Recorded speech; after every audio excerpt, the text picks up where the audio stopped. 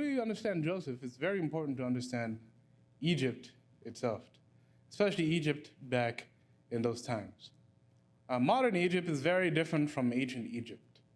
Modern Egypt, the predominant religion is Islam, and the predominant language is Arabic, and there are some origins of their Coptic language, which is an ancient form of Egyptian. But this is Egypt back in the ancient days. Now, Egypt back in the ancient days is divided into three separate kingdoms. There's the Old Kingdom, the Middle Kingdom, and the New Kingdom. In between the Old and the Middle is the first inter-period crisis issue. And then in between the Middle Kingdom and the New Kingdom is the second inter-period crisis. If we're looking to get more familiar with those, you have the pyramids, for example, the famous pyramids of Giza, which have existed for the past 4,500 years. Those pyramids were built about in the year 2500 BC. So think of it as we are closer to when Christ was on the earth than when Christ was on the earth in relation to the pyramids. That's how old the pyramids are. It's a very ancient civilization. Israel was not responsible for building the pyramids. The pyramids were built, again, 2500.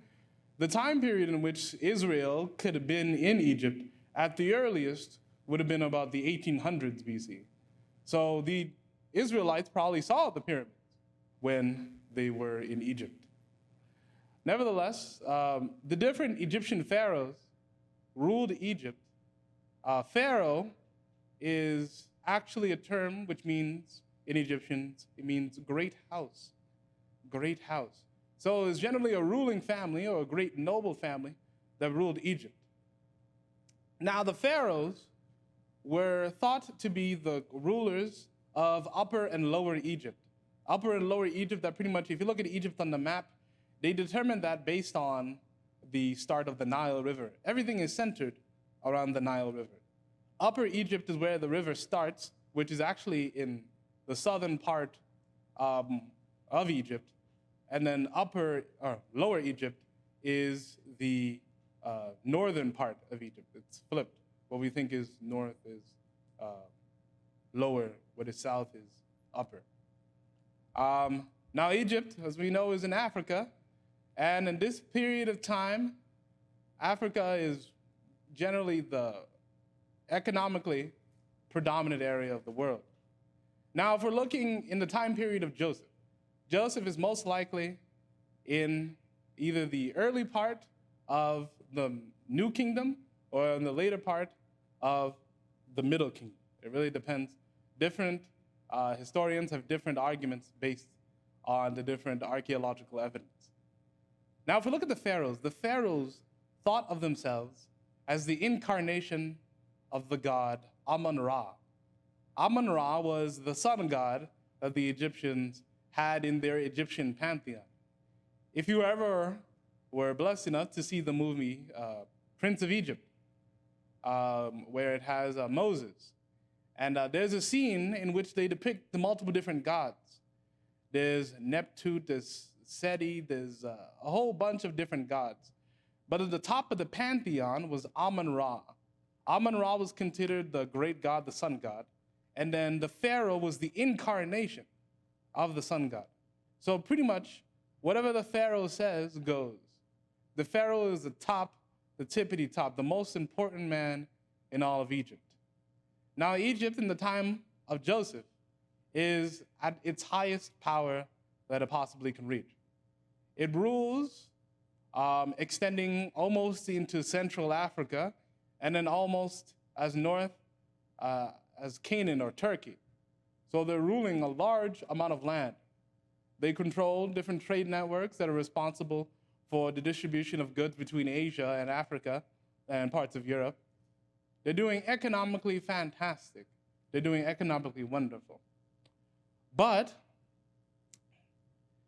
during this time period, God is going to do something different. If we look in the story of Joseph, Joseph is in prison at the moment, but it says that God sent a dream to Pharaoh. God sent a dream to Pharaoh. And then Pharaoh's dream was divided into two separate dreams. One dream, he was dreaming that he was by the Nile. And remember, the Nile, according to Egyptian society, is the centerpiece of everything. They lived and died by the Nile. They have a god associated with the Nile. The name of that god passes me right now, but they're very important to the Egyptians. So the Pharaoh is by the Nile, and then he sees 7 fat cows, and then he sees 7 skinny, gaunt cows. And then he sees that the 7 skinny, gaunt cows devour and consume the 7 fat cows. Then, proceeding on, he has another dream. He dreams of 7 ears of corn that are nice and plump and juicy ears of corn. We've all had delicious ears of corn. I love corn when it's barbecued. Delicious, fantastic. But then there were 7 ears of corn that were skinny and gross. Not lovely corn. But the 7 weak ears of corn devoured the 7 strong ears of corn. And then this made Pharaoh terrified. He didn't know what to do. He was very disturbed. So what Pharaoh did is what most kings did when they had an odd dream or something that they couldn't figure out. He got his magicians. And this story also reminds me of the story of Daniel. If you look in Daniel chapter 2, King Nebuchadnezzar is also faced with a terrible dream from God, a terrible dream depicting the future. And then what does he do? Nebuchadnezzar, he gathers all his magicians. And then the difference between these two is very interesting. In the Pharaoh situation, Pharaoh tells the dream to his magicians. But in the situation with Nebuchadnezzar, Nebuchadnezzar says, well, I'm not going to tell you what the dream was, even greater testing his magicians and his council and his officers. So we can see during the ancient times really trusted the ability of the magicians to find a way in order to interpret dreams. One of the many different ways that they would find a way to interpret dreams were very odd. Sometimes they would gather different bones. They would get burnt bones of animals. They would make a sacrifice to some kind of god, get the bones, throw them in the air, and then they would see where they would fall, and then they would make up some type of interpretation out of the fallen bones. It's kind of like the magic 8-ball of their time. Shake it, shake it, shake it. Oh, it says I could do this. Or you remember those cootie catchers in elementary, where you do the chit, chit, chit. What color would you like? Green. Chit, chit, chit. What number would you want? 3. Chit, chit. Oh, you're going to fall in love with Katie. Or, ew, gross. It has a bunch of cooties or whatever. They would pretty much come up with contrived ways in which they could find the solution to the problem. These two, Pharaoh and Nebuchadnezzar, get their dreams from God, which is establishing one major important factor. God is involved in the government of humans. God is involved in the governments of human beings. Now, we may not understand why God is involved in the governments of human beings, but it's very important for us to understand what God is doing when he influences the governments, especially of ancient days, and the governments of modern times. If you look at the book of Habakkuk, now the book of Habakkuk is very obscure to us, especially if we're memorizing the different Bible books in order. Habakkuk is one book that people usually forget because it's part of the minor prophets. But Habakkuk has very important insights on certain things. Habakkuk was a prophet before God. And Habakkuk was living during the time of Israel when it was about to be sent in exile to Babylon. And Habakkuk asked God, why exactly is Israel being punished by Babylon? Now Israel, Habakkuk confesses that Israel is a wicked group of people. They rebel against the law. They rebel against justice and truth. There is no justice in the land. There is abuse of the land. Israel should be punished. But why be punished against Babylon? Or why should Babylon be used to punish Israel? Babylon is even more corrupt than Israel. Babylon is more violent. Babylon doesn't even use the law. Babylon abuses the nations. Why is God using Babylon to destroy Israel? And God replies that he's using Babylon because he knows Babylon, for one, is a wicked group of people. They're a wicked nation. But he is using Babylon in order to enact his purposes, in order to get what the end goal is to be. He's not using Babylon because he thinks Babylon is a good arbiter of justice. He's using Babylon because he knows that nations always run in cycles. If we look in the statue of Daniel 2, Daniel 2 always runs in the cycle. It goes from Babylon to Persia, Persia to Greece, Greece to Rome, Rome to the different European nations, and then so on and so forth in history. God understands the cycles in nations. Nations always want to rebel against other nations. Nations always want to have revenge against other nations. So God uses the rebellious nature or the vengeful nature of man for his own good purposes. And this is where we get back to the story of Joseph. God will use man, God will use humanity in order to establish his good purposes. That is the whole point of why he interacts with human beings. Humans, as it says in Job, as the sparks are bent, so is man is bent towards evil. Human beings, we are, by our nature, sinful. So God is using sinful man to get good results. And that is what the entire story of Joseph is about. God using sinful man to get good results. And it may seem very difficult and odd to us. How does God use sinful man to get good results? And how does he not violate human free will while also trying to establish his will?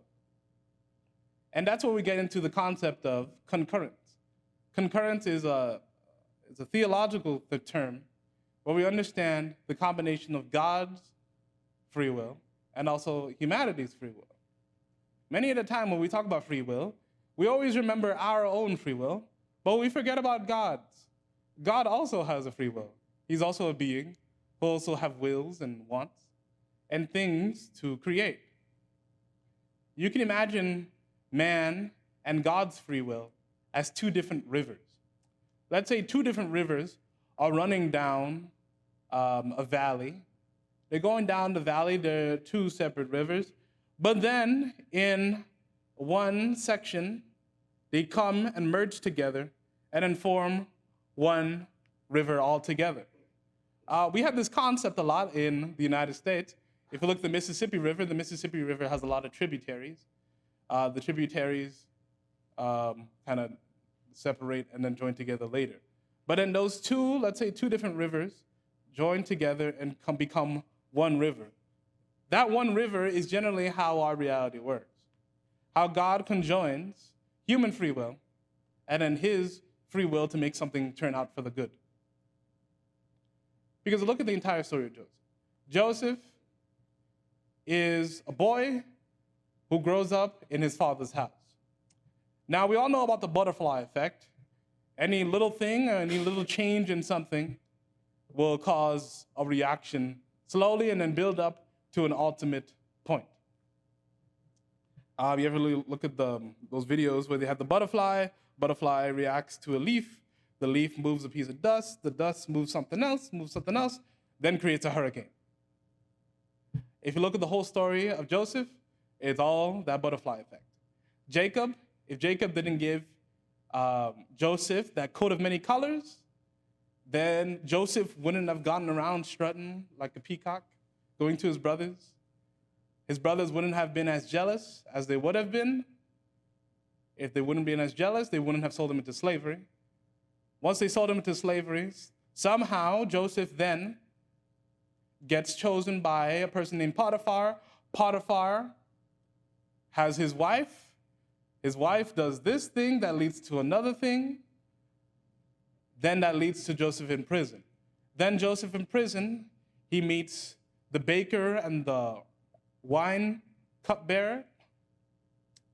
Then he meets them, interprets a dream. It so happens that the wine cupbearer lives and the baker dies. Then the wine cupbearer hears Pharaoh. He could not have been in the room. He could have been somewhere else. Hears Pharaoh and his dream, remembers Joseph, so happens to remember Joseph. Joseph comes to Pharaoh. Joseph, again, by the actions of God, has the ability to interpret dreams.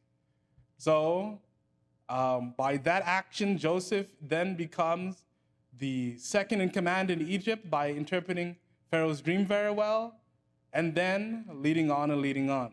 So those little things that didn't mean much will later be presented as a very important factor in the life of Joseph and in the story of redemption as a whole. If you look at Joseph interpreting Pharaoh's dream, Joseph does not give credit to himself about interpreting God's dream. He gives full credit to God. And that is one lesson we can grab from that story. In all things, God is to be glorified. It is not us who do marvelous things. It is God who is working through us. We are merely the instruments of God in this world. I remember as a kid, my father was talking to a pastor, and the pastor was talking about, how he went to Haiti, and he baptized 300 people. And he kept saying that, how he baptized 300 people, he did this, he did that, he did that. And I remember being younger, I'm just you can't take the credit for that. It is God who moves. If you look in Scripture, it is always God who moves the heart of a person. It is always God who moves the heart of the individual. I remember my mother, she was telling me of the story of when she was baptized. She was sitting in the church pew. She wasn't baptized yet. She was a Catholic. This is her when she was about 21 or 20. And the pastor was giving a sermon and was doing an altar call. And my mom was sitting there, and she says this. She said she heard a voice that said, "Get up and go." And she was like, huh? She was confused. And she heard a voice say, "Get up, go." So she got up, and she went. And then she did the prayer, and then after a few studies, she got baptized. I contribute that to the Holy Spirit. The Holy Spirit was the one who moved my mother to go and be baptized, to be saved. And that is who is acting in Joseph's situation. And all times, we always give credit to God. It is God who is responsible for us being saved. It is God who is responsible for everything in our lives, for us having clothing on our backs, for us having money in our bank accounts, for our children to be fed, for this church to have light, for this church to have AC. Glory be to God. It is all for the glory of God. Everything is for God's glory. And then, when we give glory to God, we get the rewards that God can give us. If we look when Joseph interprets the dream of Pharaoh. Joseph interprets the dream of Pharaoh. Pharaoh gives him the office of vizier of Egypt. He gives him a golden chain. He gives him a ring. And interestingly, If you notice in Scripture, whenever the Jews go to a different land, they're always given a new name. If we look in Babylon, when the 3 Hebrew boys, including Daniel, were going to Babylon, they were given different names. Hananiah, Mishael, Azariah, and Daniel were given Babylonian names: Shadrach, Meshach, Abednego, and Belshazzar. Or Belteshazzar. I always get those confused. They're given different names. If we look in Joseph's story, Joseph gets a new name from Pharaoh. His new name is Zaphanath-Paneah. Zaphanath-Paneah. Zaphanath-Paneah, there's not a real clear meaning of what this name means, but roughly it means the God who reveals. The God who reveals, in some form of ancient Egyptian. Now, he gets a golden chain. He gets second in command of Egypt. He gets the ring of Pharaoh, and rings of ancient days pretty much means you get the stamp of approval. He gets a new name. He gets a new title. He even gets a wife. He gets one of the daughters of one of the high priestess of the different gods of Egypt. But that doesn't mean that Joseph changes. Just because he gets all these things, just because he physically, with all the garb of an Egyptian, that doesn't make him an Egyptian in his heart. He doesn't abandon Yahweh. He doesn't start worshiping the other gods of Egypt. He still identifies as an Israelite or as a Jew, someone who worships Yahweh, the true God. And this is the same difficulty that we face in the modern world. We Christians always wrestle with the difficulty of separating ourselves, our Christian understanding of how we should operate, and ourselves out in the world. Now, we may go out into the world and interact with worldly people, but that shouldn't mean that we should change ourselves. We shouldn't have a dual personality. We should have one personality, always focused on God. If we look in Joseph before Pharaoh didn't say he got credit, he got a vision from Amun-Ra. He didn't say he got a vision from some alternate God. He said, the God of my fathers. He said, the God of my fathers. As we celebrate Father's Day is tomorrow, we can remember this, the God of our fathers. Not only our literal fathers, but our spiritual forefathers, who suffered under judgment and persecution, who were crucified, who were burned at the stake, who got their heads chopped off, who went on long missions to try to save many different souls. We remember the God of our fathers through the actions of our earthly fathers and our spiritual forefathers. We remember their actions, and remember their actions to the point where we want to implement them. The song goes, faith of our fathers living still. The faith of our fathers is still living. The faith of Jesus is still living. It also says, we will be true to thee till death. The faith of our fathers should continue on till our deaths and be transferred on to the next generation. Continuing with the story of Joseph. Joseph creates a whole system, a whole plan for Egypt, 7 years of plenty. So he gathers all of Egypt. He creates a magnificent system, makes sure that a fifth of all the grain that is created during the years of plenty is stored up, built up, and put away, and make sure that Egypt is a safe place for people to find food and to find resources in the time of famine. So the famine comes, and Egypt is seen as the place where everyone can get food and can get supplies from all over what was the modern world at that time. And Joseph, because of his wisdom and the knowledge that he gained in managing, especially managing Potiphar's house, And I'm assuming from what he was taught by his father managing the house back in Canaan, God gifted him also with a great ability to manage and organize. And he was able to save many, many lives from famine. So God then sends his brothers.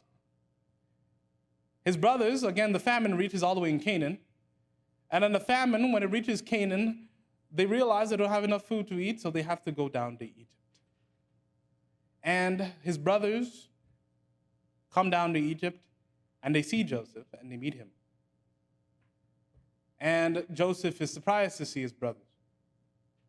Now, if any time you've ever faced anyone who's done something cruel to you, and you see them again, I'm pretty sure it's a strong emotional trauma to you. And I'm pretty sure for Joseph, it was a strong emotional trauma to see his brothers. But then he sees his brothers, he brings his brothers in, he investigates them, like, what are they needing? What do they need? And they need grain, things like that. He discusses with them and understands what they need and blah, blah. And he says, well, I'll give you all the grain that you want. And then he discusses them like, oh, is your father still alive? He's still pretending that he's not their brother. He doesn't know them. Like, oh, yes, our father's alive. Oh, what about your younger brother? Like, do you have a younger brother? You have any other family? Yes, we have Benjamin. We have him. Then he said, well, I want you to bring Benjamin here. And we're going to keep one of the brothers here. I believe it was Simeon. Keep one of the brothers here, and then go and fetch your brother Benjamin. Now, the Bible is not fully clear why Joseph does this, but it's obviously a test of some sort. And what is the test, really? He's looking if these brothers are really faithful to family. He's looking to see if these brothers are really faithful to family. He says, oh, no, Simeon's going to stay here. He's going to be trapped in one of my prisons here, and you're going to go fetch your brother Benjamin. Now, a trip to Egypt, to Canaan, is about 2 weeks. So I'm pretty sure Simeon is wondering, like, oh, are they just going to leave me here? Similar to how they just left Joseph in the pit, or how they abandoned Joseph in the pit. So the brothers leave. They go, and then they see their money in their sack. They're also fearful. They're learning their lesson. And it's good for people to learn their lesson. It's good for people to learn their lesson. Now, Joseph is kind of toying with them, and it's pretty funny. It's very amusing. They're very fearful, but the test is really, are you going to be loyal to family? Are you going to bring Benjamin back here to get your brother Simeon? Or are you just going to leave him? There's no WhatsApp in 1800 BC. There's no text message. There's no emails like, hey, you left your brother here. Like, are you going to come back? Joseph is saying, well, if you come back, you come back. He could never see them again. He could be like, well, whatever. And the brothers could do the same thing, like, well, Simeon, too bad. He's stuck there. We got our corn and our money. We're good. They're going to stay there. And they kind of wanted to. When they got back to Canaan, they kind of ran out of food. And I'm pretty sure Simeon is there, just lounging and lingering. And it didn't seem like they were going to go back for Simeon. They waited till they ran out of food. They ran out of food, and Jacob told them to go and get some more food again. And if you're going to go get some more food, and you have to go with Benjamin, so they go with Benjamin. So when they go with Benjamin, they come again, and then they interact with Joseph again. He gives them food. They have a wonderful feast together. They interact with one another. Then Joseph can't, not yet. Joseph says, well, okay, you guys can go. Here's your food. But then he has his silver cup. And this is called the cup of divination. It's very interesting. In the ancient world, magicians were famous for their cups. Again, I remember I said before, the magicians, they would find many different ways in order to figure out things. They would get bones, throw them in the air. Sometimes they would wait for a bird to poop and then examine the bird poop. They were like, oh, the bird poop is saying this, that this will happen. Other ways, they would have a cup.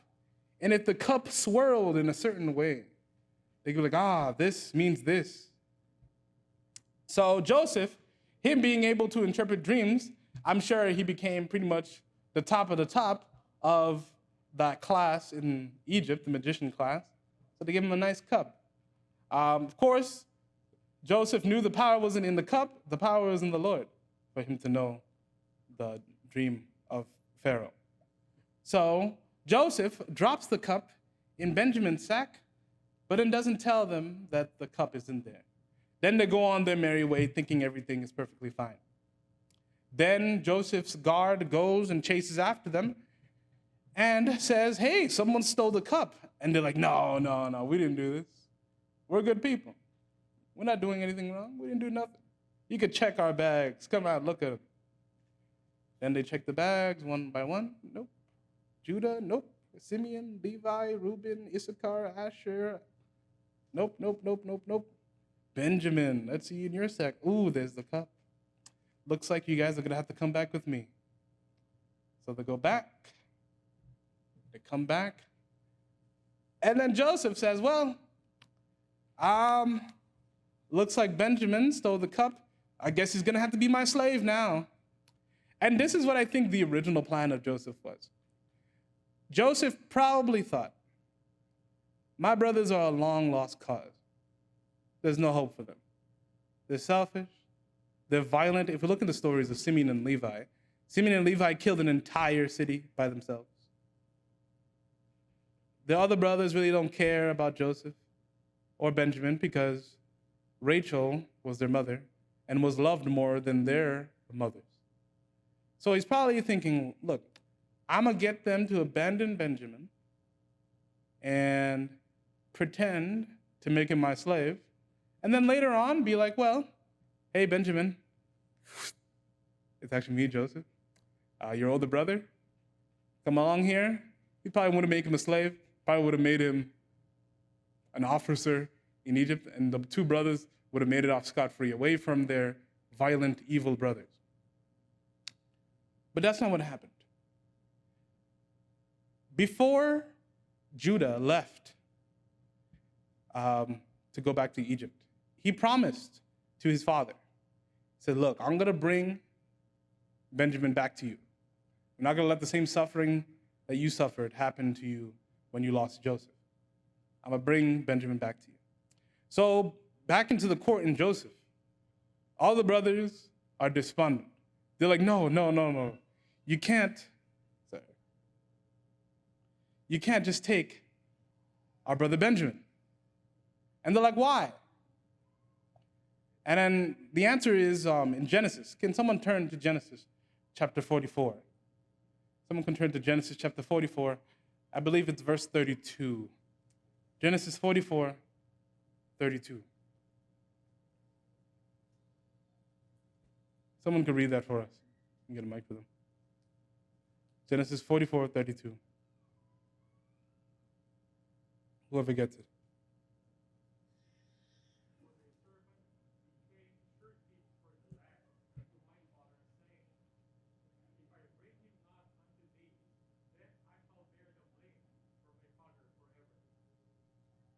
Thank you, brother.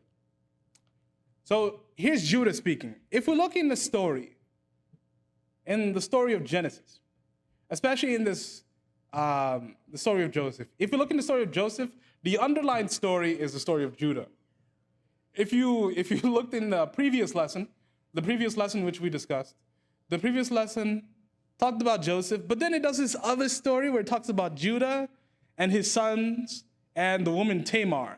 I'm not going to go over the story, but in the end of the story, Judah takes responsibility for his actions. For getting Tamar pregnant, he was going to kind of go scot-free. He could have allowed Tamar to die, but he took responsibility for his actions. Not like what he did with Joseph.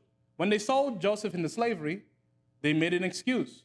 They got a piece of his coat, ripped it up a little bit, sliced the lamb open, dripped some blood over it, brought it to their father. They didn't take responsibility for their actions. Judah didn't take responsibility for their actions. But in the story with Tamar, Judah takes responsibility for his actions. And then now, in Genesis 44:32, Judah is taking responsibility for his actions. If we look in the scripture, in Genesis 44:32, it says that Judah says, I am a surety for the lad. In other versions, it says, I am a guarantee for the lad. If you look at the original Hebrew word has multiple different meanings. It's very odd. The original Hebrew word is ereb, A-R-E-B, ereb. The original word can either mean mingling, or to intertwine, or to be a guarantee, or to be a security, and it also can be used for the word mortgage. Now, when you're making a mortgage, you're pretty much asking a bank for a loan for a certain amount of money. And then you're paying off the combination of the interest and the principal of the loan, including a bunch of other taxes. Now, if we look at Judah is saying that he guaranteed his father. He almost made a contract. That's why when it says the word ereb is used for mingling, it's also used for like the intertwining of people. Whenever you make a contract, you're intertwining the two different parties. Whenever you make a contract for your house, it's you and the bank. You're the two parties intermingling. Whenever we make a handshake, what are we doing? We're extending our hand, we're mingling our hands together. We're saying, me and you are making a contract together. We have made a deal together. This is what Judah is responsible for. He says to Joseph, I made a guarantee to my dad. I am taking responsibility for this. If you're taking Benjamin, you're taking me as well. And this is the new character that Joseph sees in his brothers. Is a new character that Joseph sees in his brothers. His brothers have probably matured over the years. It was probably about 25 years. About 20 years. About 20 years that he hasn't seen his brothers.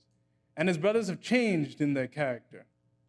And this character in Judah is the same character that we'll see in the line of Judah. And that's what Genesis is also establishing. It's establishing the importance of Joseph and the importance of Judah. Judah will take responsibilities for his action, and he'll take the blame for something. If we continue on in the line of Judah, if we look in King David, when King David had gone against the will of God by counting the different armies that he has, God presented him with an option to either get punished himself or for the people to get punished.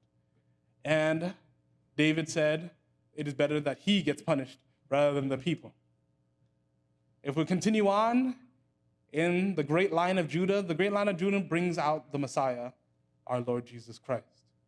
Jesus is our guarantee. He's our surety. He takes the blame.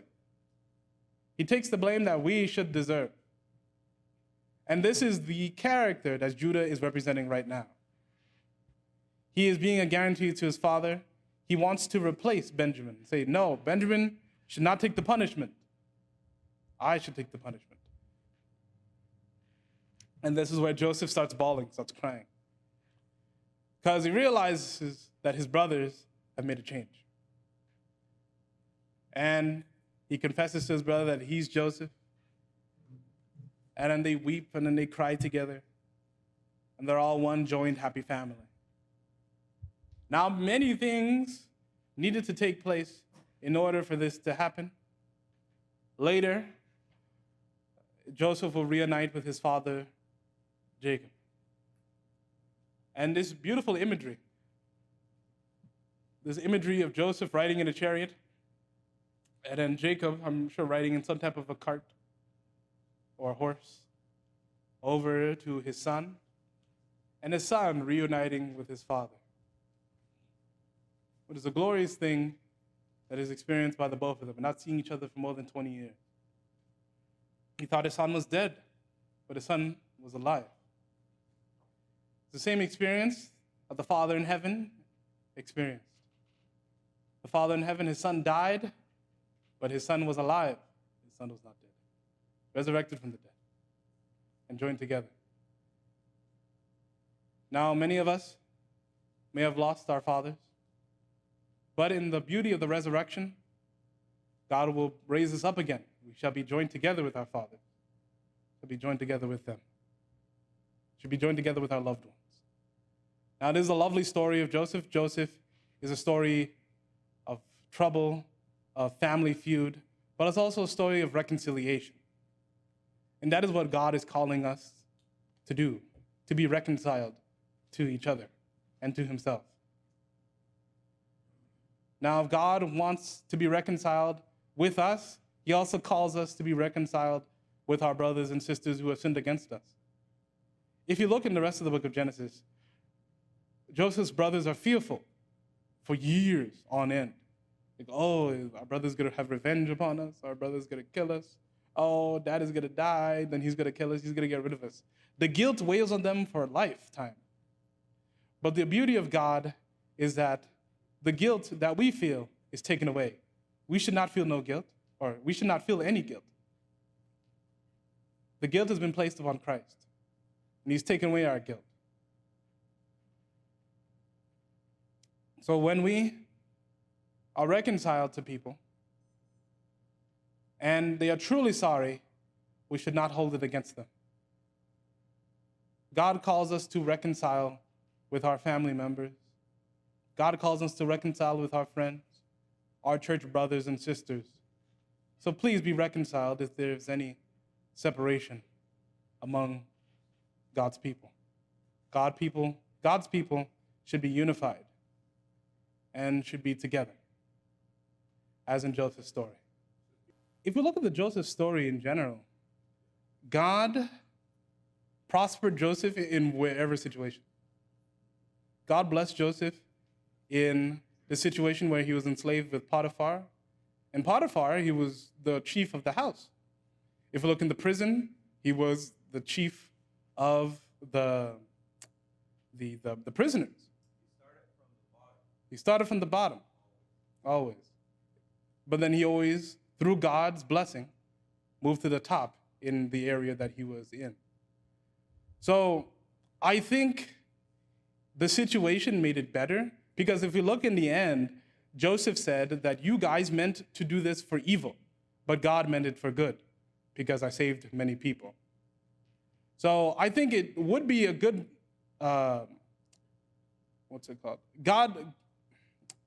Joseph would forgive his brothers in the different situations that he was in, because God had blessed him for the good. And Joseph would have been able to find the good in each of those situations. Let's say in Potiphar's house, if Joseph met his brothers then he would have forgave them, because, look, he's blessed Potiphar's house. He's managed and helped to save this household. Maybe yes, also even in the prison, he would have found a blessing. Like, look, I was able to help these men make their prison sentence a little bit more tolerable, a little less harsh. Final responses. If we're looking in the story of Joseph, Joseph seemed to understand the principles that Jesus established in the Sermon on the Mount, where it says, if your enemy is persecuting you, pray for your enemies and love your enemies. If we look in Joseph's story, Joseph could have sent them back home without any grain. He could have said to go back home, you're not getting anything. But no, he gave them grain. But he provided opportunities for him to test his brothers. So it seems like that we have to do a similar task. We have to treat others who treat us badly with a form of kindness, but also allow them an opening for them to realize what wrong they did to us. That is what we need to do. And that is the same thing that Jesus did with other people. He showed them, this is where you're doing me wrong, but I'm going to treat you with kindness. So I think in our daily lives, we should present people our kindness, our Christian kindness that Christ asks us to do, but also present them to where they're doing wrong. Give them an opportunity to ask our forgiveness. And then if they ask our forgiveness with a repentful heart, then we ought to give it freely as God has given it to us. Let us close with a prayer. Our Father in heaven, we thank you, O Lord, for giving us this Sabbath day to worship your holy name. We thank you, Lord, for giving us the opportunity to study Joseph and to understand his life and his journey. Please, Lord, bless this congregation. Let it be for your glory. In the name of Jesus Christ we pray. Amen. Now we'll move on to announcements.